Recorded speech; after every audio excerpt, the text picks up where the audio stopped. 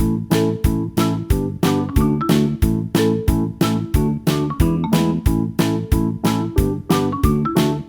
dear students, how are you all? Hope you all are doing very good. Let's start a new chapter today of class 7, which is chapter number 17 about forest. Okay, let's start the chapter. So forest is a piece of land with many plants, trees, bushes, etc. Many animals need forest to live and survive. It is an ecosystem that comprises of plants, animals and microorganisms.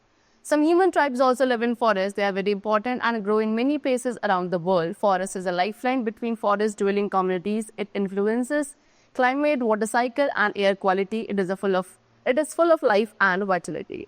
So forest क्या है student? Forest एक ऐसा piece of land है जिसपे काफी सारे plants, trees, bushes etcetera they all survive in that particular piece of land. Okay, अब बहुत सारे ऐसे एनिमल्स हैं जिनको फॉरेस्ट की रिक्वायरमेंट होती है उनमें रहने के लिए, उनमें सर्वाइव करने के लिए. बेसिकली फॉरेस्ट एक ऐसा इकोसिस्टम है जिसके अंदर plants, animals and micro organism रहते हैं एंड एक दूसरे के ऊपर इंटरडिपेंडेंट होते हैं. ओके, कुछ ह्यूमन ट्राइब्स में हैं जो फॉरेस्ट में सर्वाइव करती हैं एंड ये काफ़ी इंपॉर्टेंट होती हैं tribes because they help in grow the plants and trees in many places around the world. Right, forest एक लाइफलाइन है फॉरेस्ट ड्वेलिंग कम्युनिटीज़ के बीच में. ठीक है, एंड ये क्या करता है? फॉरेस्ट ही है जो हमारे climate, water cycle, air quality को इन्फ्लुएंस करता है. Basically forest full of life and vitality है. Now forest cover. ओके, तो कितना परसेंट हमारा एरिया है लैंड का जो फॉरेस्ट से कवर्ड है? So about 3.9 billion hectare of land area. ठीक है, हमारे अर्थ का टोटल लैंड एरिया में से 3.9 बिलियन हेक्टेयर लैंड एरिया है जो कि फॉरेस्ट से कवर्ड है. एंड इन इंडिया में forest area only 67.83 million hectares measure करता है. ये आपके 20.65% है total area, land area of India का. एंड उसमें से अबाउट 20% इंडियन फॉरेस्ट हैं जो कि कहाँ लाई करते हैं? Only in Madhya Pradesh. Okay, now forest in India fall into 3 categories. India में अब जो फॉरेस्ट है उनको हम 3 कैटेगरीज में डिवाइड करते हैं. That is evergreen tropical rain forest, Himalayan temperate forest and dry alpine forest. Okay, so types of plants in the forest. अब उसके बाद फॉरेस्ट में किस टाइप के प्लांट्स होते हैं? सो एक फॉरेस्ट में annual, बाइनिलियर and perennial plants grow करते हैं. एनुअल प्लांट्स वो होते हैं जिनका लाइफ स्पेन 1 ईयर का होता है जो कि यूजुअली आपके हर्ब्स होते हैं. देन बाइनिलियर प्लांट्स वो है जिनका लाइफ स्पेन 2 ईयर्स का होता है, they are known as biennials. And perennial plants वो हैं जो कि सेवरल ईयर्स के लिए सर्वाइव करते हैं. For example shrubs and tree, these all are the perennial plants which grow in the forest. Now next topic which we have layers in a forest. एक forest में लेयर्स कौन कौन सी हैं?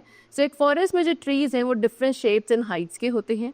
And एक ट्री के जो ब्रांचिंग पार्ट होता है अबव द स्टेम उसको क्या बोला जाता है? क्राउन बोला जाता है. अब ये क्राउन्स डिफरेंट टाइप्स के होते हैं and they form several horizontal layers in the forest. Now what are those layers?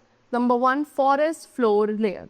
So forest floor जो है वो ऑफन किससे आपका ज़्यादातर decaying leaves, twigs, fallen trees, animals like cat, moss and बाकी सभी detritus से क्या रहता है? कवर्ड रहता है. फॉरेस्ट फ्लोर जहाँ पे रिसाइकलिंग होती है, ओके, उसको फॉरेस्ट फ्लोर कहा जाता है. इंसेक्ट, बैक्टीरिया, अर्थवर्म्स, ये काफ़ी वो ऑर्गेनिजम्स हैं जो बेसिकली वेस्ट मटेरियल को ब्रेक करते हैं एंड उनको रीयूज एंड रिसाइकलिंग के लिए रेडी करते हैं throughout the forest system. Okay, चलो. Now second layer which we have is herb layer. Herb layer जो हमारे फॉरेस्ट की होती है वो डोमिनेटेड होती है by herbaceous, that is soft stem plants से, जैसे कि grasses, ferns, wild flowers, other ground covers. Vegetation जो आपके हर्ब लेयर में होती है उसमें काफ़ी लिटिल लाइट, यानी कि वो उनको काफ़ी बहुत कम सनलाइट मिलती है. एंड फॉरेस्ट में जो आपके थिक कैनोपीज होती हैं उनमें से कुछ टॉलरेंट स्पीशीज होती है which are predominant in the herb layer. Then next we have shrub layer. Shrub layer को कैरेक्टराइज किया जाता है उसके वुडी वेजिटेरियन से, यानी कि श्रब लेयर आपकी वो होगी जिनका जो वेजिटेशन या फिर जो उनका स्टेम वाला पार्ट होता है वो कैसा होता है? वुडी होता है.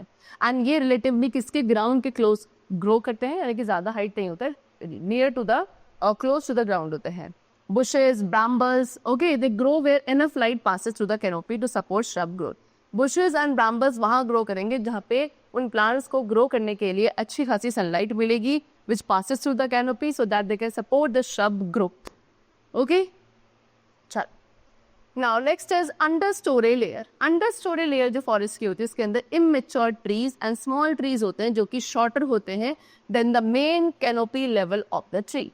Understory trees shelter provide करते हैं काफ़ी wide range of animals को. एंड जब इस कैनोपी के अंदर गैप्स बनने लगते हैं, ओके, तो उस टाइम पे अंडर स्टोरी ट्रीज जो होते हैं ज़्यादातर इस चीज़ का एडवांटेज लेते हैं, ओके, इस ओपनिंग का एडवांटेज लेते हैं एंड उनको क्या वहाँ पे ग्रो करने लगते हैं to fill that canopy.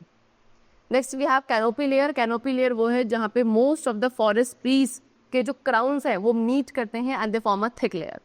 Then we have emergent layer. Emergents वो ट्रीज है जिनके क्राउन्स एमर्ज करते हैं above the rest of the canopy. Okay, now next topic which we have is importance of forest in nature. अब nature में forest की क्या importance है, why they are important, let's discuss them. Number 1, they help us to breathe. सबसे पहले forest हमें breathe करने में हेल्प करते हैं। हाउ?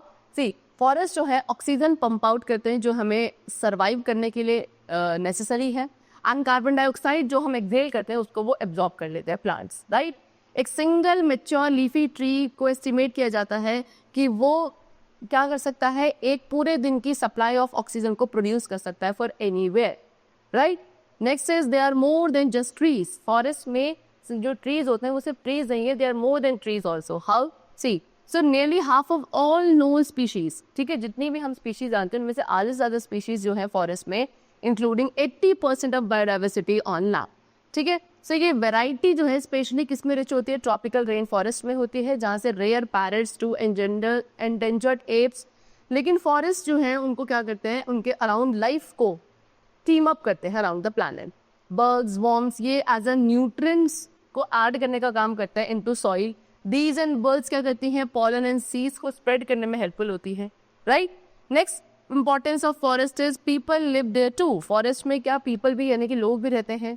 So कुछ 300 million people हैं जो forest में world wide रहते हैं, जिसमें कि आपके include किए जाते हैं एक estimated 60 million indigenous people है जिनका survival पूरी तरीके से native woods के ऊपर ही dependent है। Then we have the keeper school, ठीक है। सो एक कैनोपी को ग्रो करके वो क्या कर लेता है, सनलाइट को हॉक करता है। सो ट्रीज इस तरीके से वाइटल ओसेस बनाते हैं of shade on the ground. Urban trees help करते हैं बिल्डिंग्स बनाने में टू स्टे कूल, जिसकी वजह से इलेक्ट्रिक फैंस या एयर कंडीशनर की जो नीड है वो रिड्यूस हो जाती है। Then they keep the earth cool. Trees क्या करते हैं, उनके पास एक और तरीका है हीट को बीट करने का, कि वो कार्बन डाइऑक्साइड गैस को एब्जॉर्ब करते हैं जो ग्लोबल वार्मिंग को फ्यूल अप करता है। प्लांट्स को हमेशा कार्बन डाइऑक्साइड चाहिए होती है, एज वी ऑल नो, किस प्रोसेस के लिए, अपने फूड मेकिंग प्रोसेस के लिए, which is known as photosynthesis process. लेकिन हमारा जो अर्थ की एयर है वो इस टाइम पे इतनी ज़्यादा थिक हो चुकी है किसकी वजह से, एक्स्ट्रा एमिशंस की वजह से, जिसकी वजह से फॉरेस्ट को क्या करना पड़ता है, ग्लोबल वार्मिंग के अगेंस्ट फाइट करना पड़ता है just by breathing. So carbon dioxide को वुड, लीव, सॉइल में क्या सेंचुरीज के लिए स्टोर कर लिया जाता है by the plants, so that वहाँ पे ग्लोबल वार्मिंग का जो रेट है वो रिड्यूस हो सके। Next is they help in rainfall. तो बहुत बड़े बड़े फॉरेस्ट हैं जो क्या कर सकते हैं, रीजनल वेदर पैटर्न को भी इन्फ्लुएंस करते हैं। ये रेनफॉल में हेल्प करते हैं। ट्रीज वाटर साइकिल को मेंटेन करते हैं।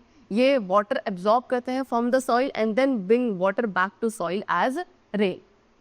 नेक्स्ट दे फाइट फ्लडिंग, ठीक है। तो ट्रीज की जो रूट्स होती हैं ये आपके की एलीज है हेवी रेन में, specially for low lying areas like river place, ठीक है। ये हेल्प करते हैं ग्राउंड को कि वो ज़्यादा से ज़्यादा एक फ्लैश फ्लड को एब्जॉर्ब कर सके, जिससे कि सॉइल लॉस रिड्यूस हो एंड प्रॉपर्टी का डैमेज भी रिड्यूस हो by slowing the flow.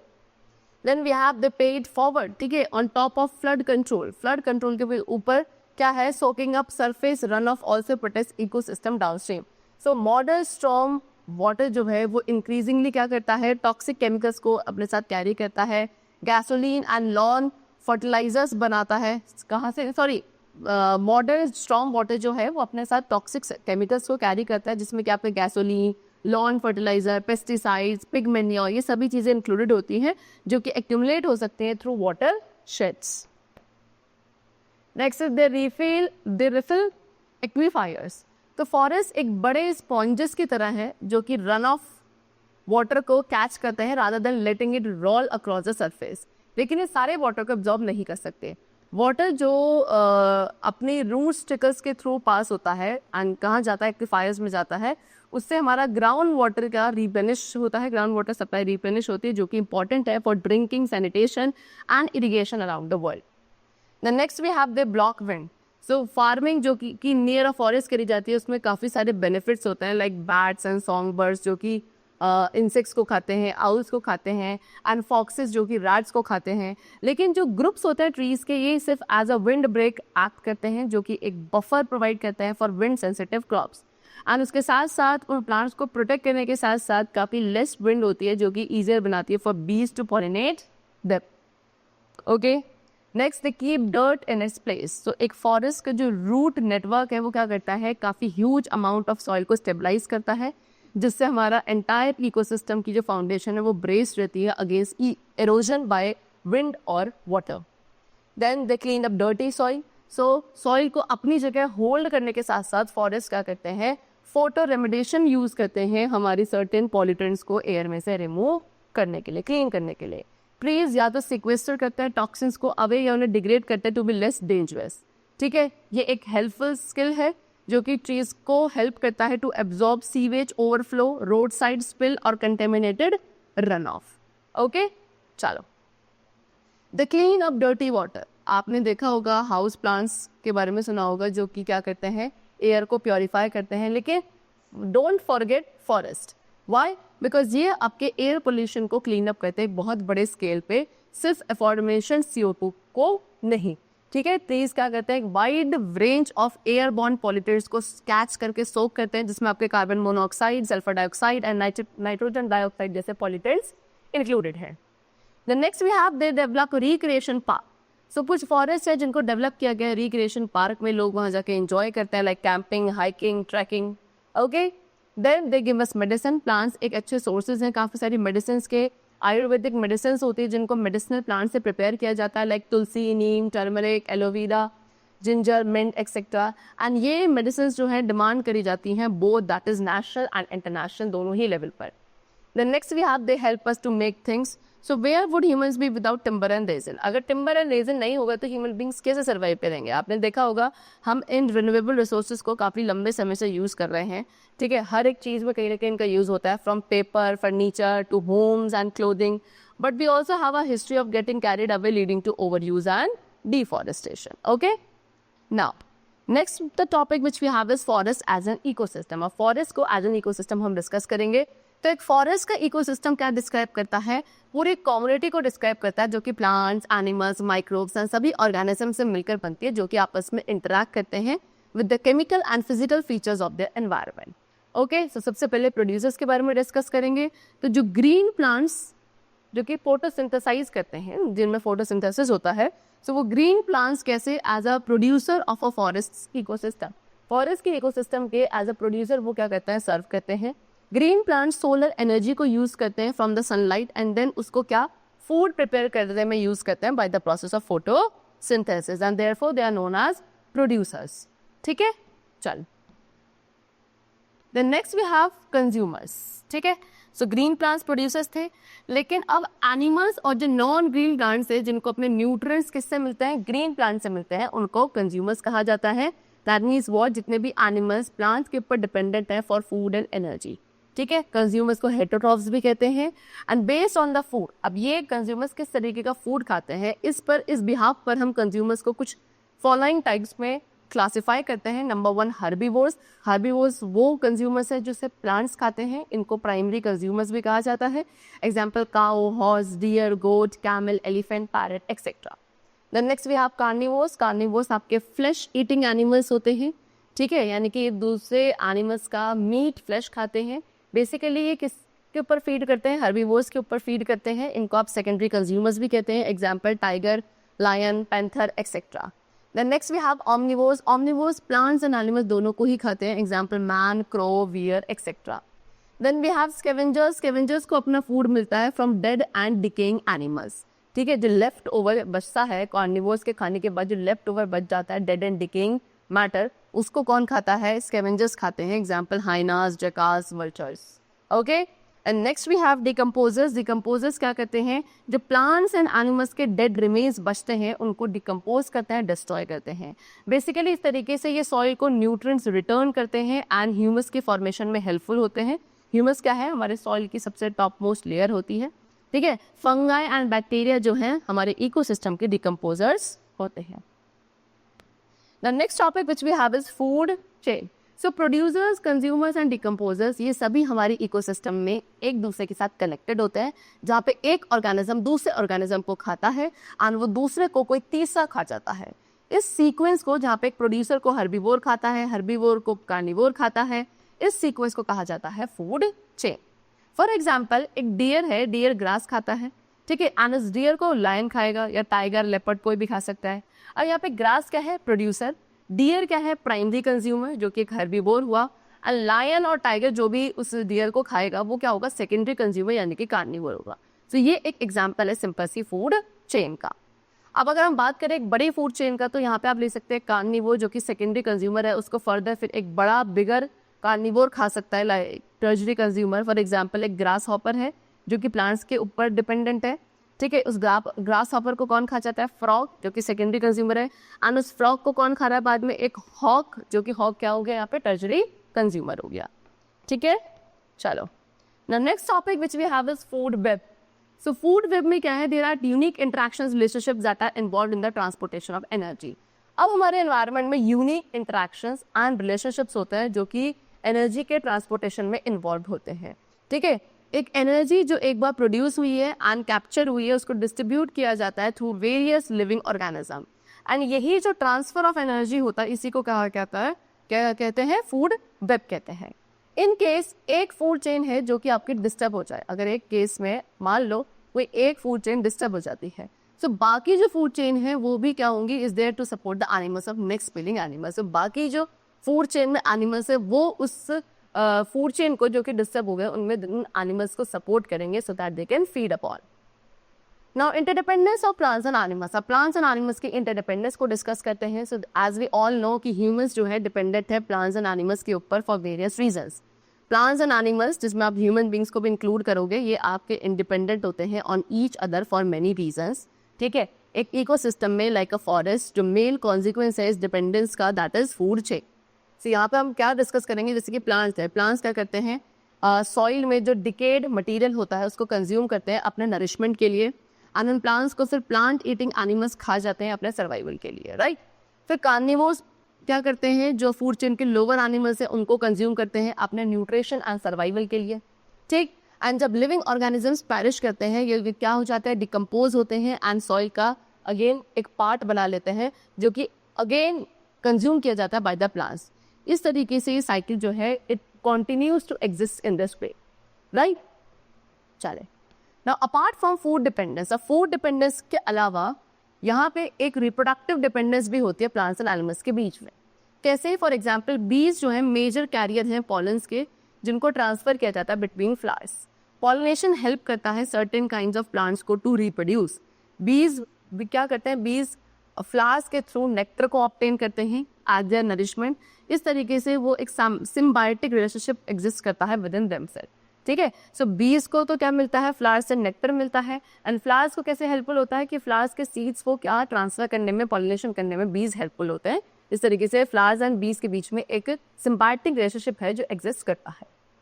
Apart from pollination, अब पॉलिनेशन के अलावा डिफरेंट एनिमल्स हैं जो प्लांट रिप्रोडक्शन में हेल्प करते हैं by acting as a carrier of seed, ठीक है। इनके सर्वाइवल के लिए काफ़ी इंपॉर्टेंट है कि प्लांट्स जो हैं एक सफिशिएंट एरिया में ग्रो करें। एंड ये कैसे होता है? क्योंकि बहुत सारे ऐसे प्लांट्स हैं जो सेम रीजन में ग्रो करते हैं लेकिन उनको sufficient amount of water, sunlight and nutrients नहीं मिल पाता, ठीक है। एक फॉरेस्ट में जो फ्लोरा है वो हेल्पफुल होते हैं क्या करने में?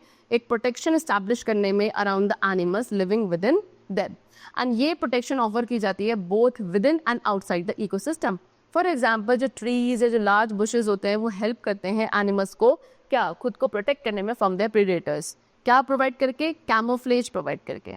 एनिमल्स को प्रोटेक्ट किया जाता है certain degree from outside influences like extreme weather, climates by this. And इसके साथ साथ एक ऑब्वियस सा फैक्ट है कि फॉरेस्ट जो है they are a home to a variety of animals also, right. चलो, now next topic which we have is deforestation. So deforestation क्या है? ये मोस्ट डिवास्टेटिंग एनवायरमेंटल इशू है। ये कब होता है? जब फॉरेस्ट को नॉन फॉरेस्ट एरिया में कन्वर्ट कर दिया जाता है for agriculture and road construction purposes, okay. चलो, सो सिंस 1960, सो 1960 से हमारा half of the forest tropical regions में क्या कर दिया गया है? डिस्ट्रॉय कर दिया गया है। ट्रॉपिकल रेन फॉरेस्ट क्या है? They are about with most of the biodiversity in the world. So world wild life fund जो है ये क्या कर रहा है, इन फॉरेस्ट को प्रोटेक्ट कर रहा है for more than 50 years. And Europe में मोस्ट ऑफ द फॉरेस्ट है जिनको डिस्ट्रॉय हो चुके हैं by diseases, forest fire, insect, livestock and other human activities. एक large amount of greenhouse gas emissions है जो कि इस डिफॉरेस्टेशन की वजह से प्रोड्यूस होता है एंड इसकी वजह से एनवायरमेंटल इम्बैलेंस क्रिएट होता है। अर्थ का टेम्परेचर एक अलार्मिंग रेट पे इंक्रीज होता जा रहा है जिसकी वजह से मोस्ट ऑफ द बायोडाइवर्सिटी जो है अक्रॉस द ग्लोब वो एक्सटिंक्ट हो चुकी है या फिर एंडेंजर्ड है because of lack of food and destruction of habitat. Now what are the causes of deforestation? अब डिफॉरेस्टेशन के क्या क्या कॉजेज हैं? सबसे पहला एग्रीकल्चर एक्सपेंशन। सो फॉरेस्ट को क्या एग्रीकल्चर के एक्सपेंशन के लिए यूज किया जा रहा है एंड जो इंक्रीजिंग डिमांड है एग्रीकल्चर कमोडिटीज की उसकी वजह से फॉरेस्ट को डिस्ट्रक्ट किया जाता है at an alarming rate. Second is live stock ranching. So live stock ranching क्या है? एक दूसरा रीजन है डिफॉरेस्टेशन का। हमारे फॉरेस्ट लैंड के एक बहुत बड़े एरिया को क्लियर किया जाता है सिर्फ कैटल ग्रेजिंग के लिए, ठीक है। ये क्या करते हैं? They trample upon the land and destroy the growing vegetation, ठीक है। हमारे लैंड के बहुत बड़े बड़े स्ट्रेचेस हैं जिनको बर्न कर दिया जाता है सो दैट उनको पेस्टोर्स में कन्वर्ट किया जाए। इसकी वजह से काफी लार्ज नंबर ऑफ फॉरेस्ट का डिस्ट्रक्शन होता है। देन लॉगिंग, फॉरेस्ट को डिस्ट्रॉय किया जाता है क्या करने के लिए? वुड लॉग्स को कलेक्ट करने के लिए फॉर कमर्शियल पर्पसेस। एंड जो इलीगल लॉगिंग ऑपरेशंस हैं वो काफी कॉमन है in developing country. Then next we have multipurpose river valley project. So काफी लार्ज एरियाज ऑफ फॉरेस्ट जिनको क्या डिस्ट्रॉय किया जाता है रिवर वैली प्रोजेक्ट्स के इम्प्लीमेंटेशन के लिए।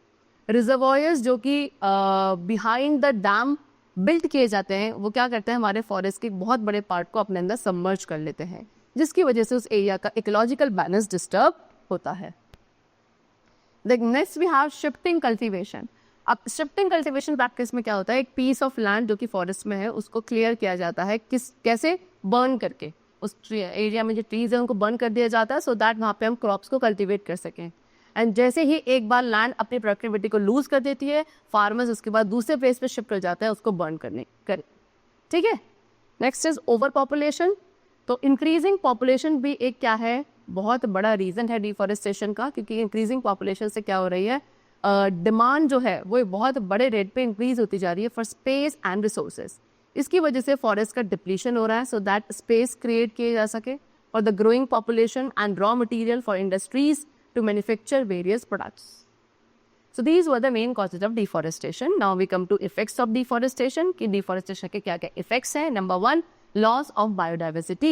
So 80% biodiversity है जो कि हमारे forest में exist करती है, लेकिन due to deforestation practices एक great reduction हो रहा है plant and animal species के अंदर, और इनमें से most of the species हैं जो कि extinct हो चुकी हैं या फिर endangered है। Then climate change. सो ट्रीज जो है हमारे इकोलॉजिकल बैलेंस को मेंटेन करते हैं, एनवायरनमेंट को कूल रखते हैं कार्बन डाइऑक्साइड गैस को इनहेल करके, लेकिन फॉरेस्ट के डिस्ट्रक्शन की वजह से टेम्परेचर का कोई रेगुलेशन नहीं रह गया है अब फॉरेस्टेड एरियाज में। एनुअल रेनफॉल भी डिक्रीज होने लगी है ड्रास्टिकली, जिसकी वजह से अर्थ का जो क्लाइमेट है वो काफ़ी वार्मर होता जा रहा है with every passing year. The next we have loss of soil fertility. So forest को क्लियर किया जाता है जिसकी वजह से क्या हो रहा है? सॉइल न्यूट्रिएंट्स जो है वो आपके लीच हो रहे हैं, इसकी वजह से सॉइल की फर्टिलिटी लॉस होती है। फॉरेस्ट को बर्न किया जाता है कल्टीवेशन पर्पसेस के लिए, ठीक है। एनिमल्स के थ्रू जो ओवरग्रेजिंग होती है वो भी सॉइल की फर्टिलिटी को रिड्यूस कर देती है in the forest. Next we have flood. Forest क्या करते हैं? एक लार्ज अमाउंट ऑफ वाटर को एब्जॉर्ब करते हैं फ्रॉम रेन, लेकिन फॉरेस्ट के डिस्ट्रक्शन की वजह से काफ़ी सारा ऐसा वाटर है जो कि डायरेक्टली स्ट्रीम्स एंड रिवर्स में चला जाता है, जिसकी वजह से वहाँ पे एक बहुत ज़्यादा इंक्रीज हो जाता है वाटर लेवल में, जो कि उस एरिया पे या उधर साइड जो कोस्टल एरिया है, रिवर बैंक है, वहाँ पे रह रही पॉपुलेशन के लिए वो क्या हो सकता है? खतरा हो सकता है, बिकॉज वहाँ पे फ्लड्स आने के चांसेस होते। Next is water pollution. So trees क्या है? सॉइल को फर्मली अपने साथ होल्ड करके रखते हैं, लेकिन ट्रीज के डिस्ट्रक्शन की वजह से सॉइल क्या करती है? अपने साथ न्यूट्रिएंट्स को कैरी करती है, एग्रीकल्चर केमिकल्स को कैरी करती है अलॉन्ग विद इट, एंड ये सारी सॉइल जो है वाटर बॉडीज में चली जाती है, जिसकी वजह से वाटर बॉडीज पॉल्यूट होती है। So these were the effects of deforestation. Now next we come to the topic that is conservation of forest. So deforestation as we have discussed ये एक serious environmental issue है, right? तो हर एक person को क्या अपने level पे steps लेने चाहिए to solve the problem as the earth will soon be a barren, ugly land.